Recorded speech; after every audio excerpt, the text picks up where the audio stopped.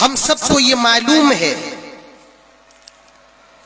और हर मुसलमान का ये अकीदा है कि जनाब मोहम्मद रसूलुल्लाह सल्लल्लाहु अलैहि वसल्लम आखिरी नबी हैं, आखिरी पैगंबर है और आपके बाद कोई नबी आने वाला नहीं है।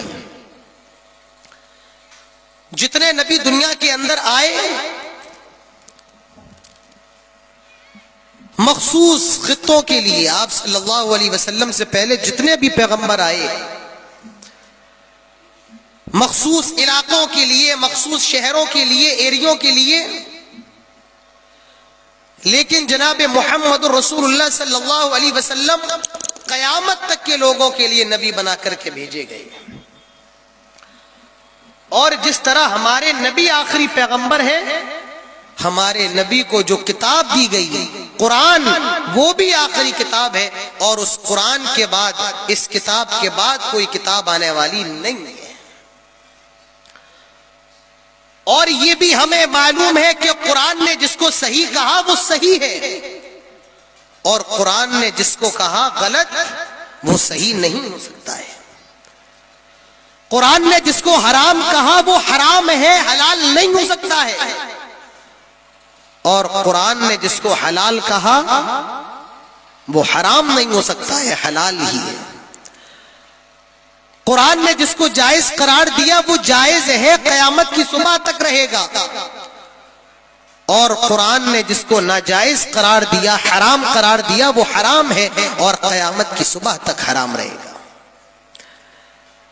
कुरान मजीद ने जिन चीजों को हराम करार दिया है उन चीजों में से दो चीजों को आज मैं आपके सामने रखना चाहता हूं। बातें तो करने के लिए बेशुमार हैं लेकिन वक्त इतना नहीं है हर बुराई पर रोशनी डाली जाए। आज की तकरीर में, आज के बयान में, आज के वाज में मैं दो चीजों को रखना चाहता हूं जिसको कुरान मुकद्दस ने बिल्कुल हराम करार दिया है और वो दो चीजें, एक चीज है जिना और दूसरी चीज है शराब, मुनशियात, नशा। जिन चीजों से नशा पैदा होता है तो दो चीजें, एक जिना और दूसरा शराब, मुनशियात। हो गया। तो पहली चीज जिना। अच्छा, पहले ये समझो कि जिना कहते किसको है, जिना का माना क्या है। अगर आप में कोई अरबी जानने वाला होगा तो वो जानता है जिना की डेफिनेशन, जिना की परिभाषा, जिना की तारीफ ये है अलाक़तुन जिन्सिय्यतुन बैन शख्सैन बिदून ज़िवाज, दो लोगों का, लड़का लड़की का, मेल का फीमेल का, औरत का आदमी का, बगैर शादी के सेक्सुअल रिलेशन, शारीरिक संबंध, जिनसी ताल्लुकात कायम करना, ये जिना कहलाता है। जिना की तारीफ क्या है फिर बताता हूं। अलाक़तुन जिन्सिय्यतुन बैन शख्सैन बिदून ज़िवाज, लड़का और लड़की का आपस में शारीरिक संबंध कायम करना बगैर विवाह के, बगैर शादी के, बगैर निकाह के सेक्सुअल रिलेशन कायम करना, ये जिना है। और इस्लाम बिल्कुल भी जिना की इजाजत नहीं देता है। जिना के बारे में कुरान क्या कहता है, वला तक़रबु ज़िना इन्नहु काना फ़ाहिशतन व साअ सबीला। आए लोगों, जिना के करीब ना जाओ। जरा गौर करो मेरे भाइयों, अल्लाह ताला ने जिना के बारे में क्या फरमाया। आए लोगों, जिना के करीब ना जाओ। इन्नहु काना फ़ाहिशा, जिना करना ये बेहयाई है, जिना करना ये फहुश है, जिना करना ये गंदा काम है। वसा सबीला, और जिना करना ये बहुत बुरा रास्ता है, जिना का रास्ता बहुत बुरा रास्ता है। अल्लाह ताला ने ये नहीं कहा कि जिना ना करो। अल्लाह ताला कह सकता था ला तक़रबु ज़िना, जिना के करीब ना जाओ। लेकिन अल्लाह ताला ये भी कह सकता था ला तफ़अलु ज़िना, ज़िना ना करो, लेकिन अल्लाह ताला ने ये नहीं फरमाया, बल्कि रब्बे ताला ने फरमाया ला तक़रबु ज़िना, ज़िना के करीब ना जाओ, क्योंकि ज़िना इतनी खतरनाक चीज है जो तुम्हारी बहन तक चली जाती है, जो तुम्हारी बेटी तक चली जाती है, जो तुम्हारी माँ तक चली जाती है, जो तुम्हारी खाला तक चली जाती है, जो तुम्हारी फूफी तक चली जाती है। ला तक़रबु ज़िना, इसीलिए इस्लाम ने, कुरान ने जिना के सारे दरवाजों को बंद कर दिया और ऐलान कर दिया इन्नहु कान फ़ाहिशतन व साअ सबीला, बहुत बुरा काम है और जिना का रास्ता बहुत बुरा रास्ता है। लेकिन आज नौजवानों का हाल देखो। आपसे कहना चाहता हूं, मुझे गैरों से नहीं कहना, आपसे कहना है, आज हमारे समाज के अंदर जिना कितना ज्यादा आम हो गया है। ये मेंबर है, बहुत सी बातें पब्लिक में कहने की नहीं होती हैं, लेकिन आप मेरी बात को अच्छे तरीके से समझ सकते हैं। आज जिना का बाजार किस कदर गर्म है आप बखूबी समझ सकते हैं। मेरे भाइयों, इस्लाम ने बिल्कुल जिना के करीब जाने से मना फरमाया, और इंसान तो बहुत दूर की बात है। जिना जानवरों के अंदर कितनी खराब चीज है, जानवर भी जिना को पसंद नहीं करते हैं। आइए बुखारी शरीफ की एक हदीस मैं आपके सामने रखता हूं। बुखारी की हदीस, वो कुरान की आयत पढ़ी थी, अब हदीस पढ़ रहा हूं। न जाने आप लोगों के मिजाज को क्या हो गया है। मैं जब प्रोग्राम में नहीं आया था तो मेरे पास बंगला इश्तिहार आया था, मुझे मालूम नहीं बंगला में क्या लिखा होता है।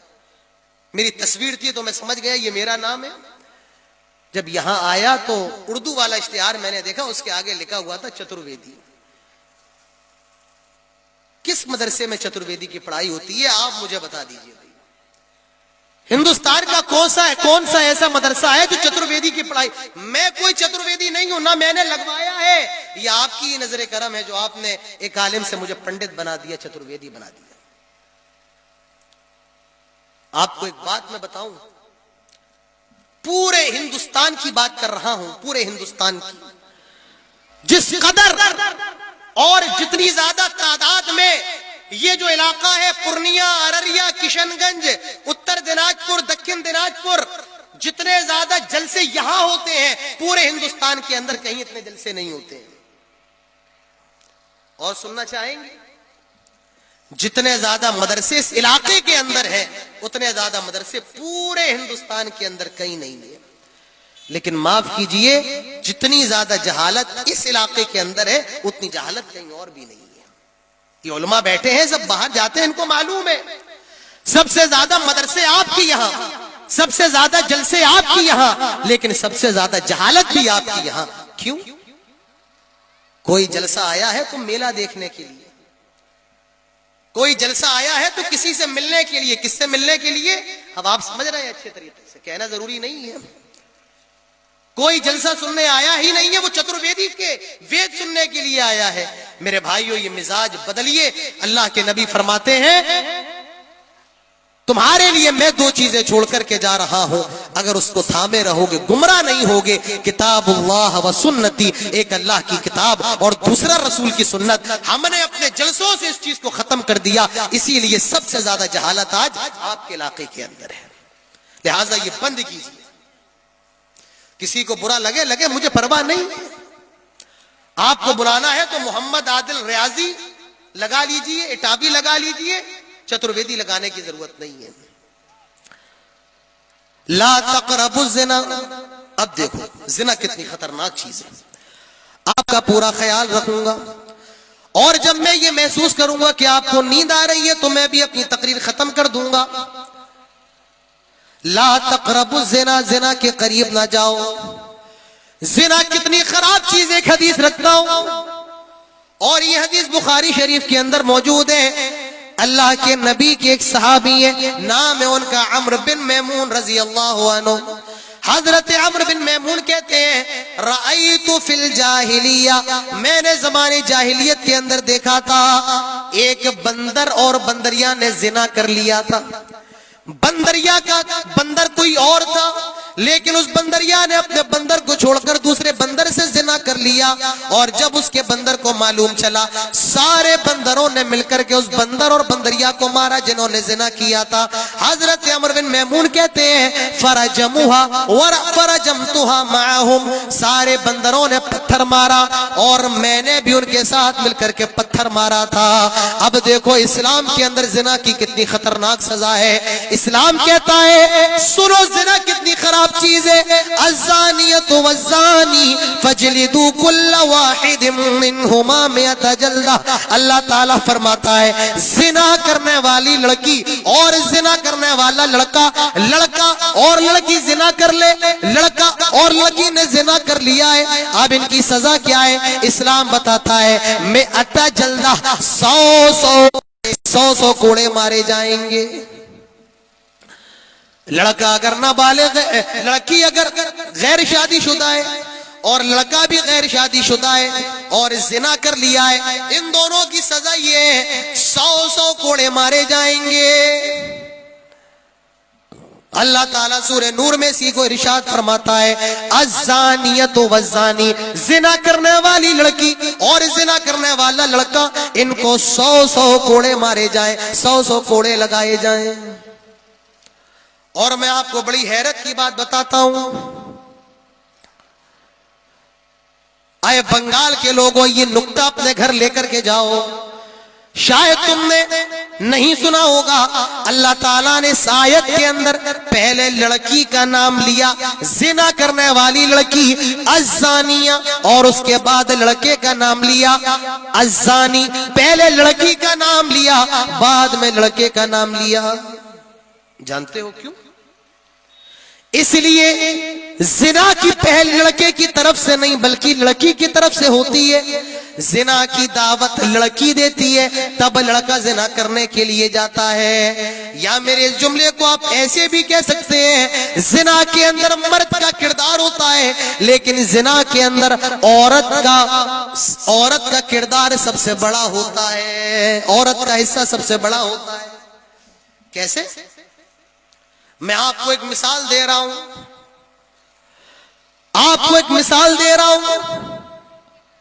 आपके जलसे में मिठाई की दुकानें लगी हैं, दुकान पर रसगुल्ला भी मिल रहा है, दुकान पर जलेबी भी मिल रही है, दुकान पर इमरती भी मिल रही है, दुकान पर चाय भी मिल रही है। आप किसी हलवाई की दुकान पर जाएं जलसे में, और जिस रसगुल्ले को आपने देखा है जो चाशनी में डला होता है, शीरे में डला होता है, चाशनी क्या कहते हैं बंगला में भाई? रस क्या कहते हैं? रस। रसगुल्ला रस में डला होता है, चाशनी में डला होता है। आप रस अपनी उंगली में ले, चाशनी अपनी उंगली में ले और दीवार पर लगा दे। जब आप रस को, शीरे को, चाशनी को दीवार पर लगाएंगे तो दीवार पर मक्खी आकर के बैठ जाएगी, उस चाशनी को, शीरे को चाटने के लिए, उस रस को चाटने के लिए। जब मक्खी आकर के बैठेगी तो छिपकली भी उसका शिकार करने के लिए आ जाएगी, और जब छिपकली आएगी तो बिल्ली उसको देख करके आ जाएगी, और जब बिल्ली आएगी तो कुत्ता उसको देख करके आ जाएगा। फिर समझो आपने रस लगाया दीवार पर, आपने शीरा लगाया, चाशनी लगाई, और जब आपने चाशनी लगाई तो मक्खी करके चाशनी को चाटने लगी, और जब मक्खी आई, छिपकली ने देखा तो वो मक्खी का शिकार करने के लिए आ गई, और जब बिल्ली ने छिपकली देखी तो वो भी छिपकली के ऊपर लपकने लगी, और कुत्ते ने बिल्ली को देखा तो कुत्ता बिल्ली के पीछे लपकने लगा, कुत्ता बिल्ली के पीछे भागने लगा। आप देखिए पूरी दुकान बिखर जाएगी, मिठाई कहीं पड़ी है, समोसा कहीं पड़ा है, रसगुल्ला कहीं पड़ा है। आप गौर कीजिए मेरे भाइयों, पूरी दुकान का सिस्टम खराब हो जाएगा। अब गलती किसकी है? गलती कुत्ते की नहीं है, गलती बिल्ली की नहीं है, गलती छिपकली की नहीं है, गलती मक्खी की नहीं है, गलती उसकी है जिसने शीरा लगाया। गलती किसकी है? शीरा लगाया। कुत्ते की गलती नहीं, बिल्ली की नहीं, छिपकली की नहीं, मक्खी की नहीं, जिसने शीरा लगाया। जिना का शीरा लगाने वाली लड़की होती है। कौन कहता है बेपर्दा होकर के घर से निकलो। कौन कहता है, कौन कहता है अपने हुस्न जमाल को गैर मर्दों के सामने जाहिर करो? कौन कहता है बेहया वाले कपड़े पहन करके निकलो? किसने आपको कहा है कि लिपस्टिक लगा करके मर्दों के सामने से निकलो? तो शीरा यहीं से लगाया जा रहा है मेरे भाइयों। इसीलिए कुरान ने जानिया का लफ्ज पहले इस्तेमाल किया, जिना करने वाली लड़की, जिना करने वाला लड़का। आप अपने जलसे का माहौल देख ले, मैं बताना नहीं चाहता हूं, अब आप अच्छे तरीके से समझ सकते हैं क्या कहना चाह रहा हूं। शादियों के अंदर तैयार होकर के जाना, लिपस्टिक लगाना, बगैर बुर्के के निकलना, किसको दिखाने के लिए? कि अपनी अम्मी को दिखाने के लिए, अपनी बहन को दिखाने के लिए? नहीं मेरे भाइयों, मर्दों को रुझाने के लिए, मर्दों को अपनी तरफ माइल करने के लिए। तो जिना की शुरुआत लड़की की तरफ से होती है। इसीलिए अल्लाह के नबी फरमाते हैं अय्युम इम्रातिन इस्तातरत फमर्रत बिल मजलिस फहिया कदा व कदा कदा व कदा कदा व कदा। जो औरत खुशबू लगा करके, परफ्यूम लगा करके, इत्र लगा करके घर से बाहर निकलती है, अल्लाह के नबी फरमाते हैं फहिया कदा व कदा, ऐसी औरत तवाइफ है, ऐसी औरत तवाइफ है, ऐसी औरत तवाइफ है। जबकि उसने जिना नहीं किया है, लेकिन वो खुशबू लगा करके निकली है। मर्द उसकी खुशबू को सूंघ करके उसकी तरफ माइल होंगे। इसीलिए ऐसी औरत जानिया है, ऐसी औरत जानिया है, ऐसी औरत जानिया है। तो इस्लाम ने जिना की सजा बताई है। अगर लड़का कुंवारा है, लड़की भी कुंवारी है, 100 कोड़े मारे जाए, 100। लेकिन अगर लड़का शादीशुदा है और लड़की भी शादीशुदा है, तो इनकी सजा इस्लाम ने अलग बताई है। ये तो कुंवारे का हुक्म है, कुंवारा बगैर शादीशुदा अगर ये काम करे तो इनकी ये सजा है। लेकिन जो शादीशुदा हो, अगर वो जिना कर ले तो उनकी क्या सजा है? फरमाया जो आदमी शादीशुदा होकर के जिना करे उसको पत्थरों से मार, पत्थरों से मार मार के हलाक कर दिया जाए, खत्म कर दिया जाए। और जो औरत जिना करे उसको जमीन में आधा गाड़ दिया जाए और तब तक पत्थर मारे जाए, तब तक मारे जाए जब तक कि वो मर ना जाए, जब तक कि वो खत्म ना हो जाए, जब तक कि उसकी सांसें बंद ना हो जाए, दिल का धड़कना खामोश ना हो जाए। आज लोग कहते हैं इस्लाम के अंदर कितनी वहशी, कितनी खतरनाक सजाए, कितनी डेंजर सजाए, कितनी भयानक सजाए। मेरे भाइयों, अल्लाह की कसम खा करके कहता हूं, जिना की सजा है। अगर हमारे मुल्क के अंदर ये सजा नाफिज हो जाए, अगर हमारे सुप्रीम कोर्ट का जज, अभी कल जिन्होंने शपथ ली है, सुप्रीम कोर्ट के वकील अगर इस्लाम के अंदर जिना की जो सजा है उस सजा को मुल्क के कानून के अंदर शामिल कर ले, अल्लाह की कसम खा करके कहता हूं, हमारे प्यारे भारत से जिना, रेप और बलात्कार जैसे 90% मामले कम हो जाएंगे। जिन मुल्कों के अंदर ये सजा दी जाती है, उन मुल्कों के अंदर हमारे मुल्क के मुकाबले 10% जिना के और रेप के मामलात हैं, हमारे मुल्क के अंदर सबसे ज्यादा है। देखिए जरा क्या हुआ आपके कलकत्ता में, उस डॉक्टर लड़की के साथ क्या हुआ और उसके रेपिस्ट का भी क्या हाल है। मेरे भाइयों,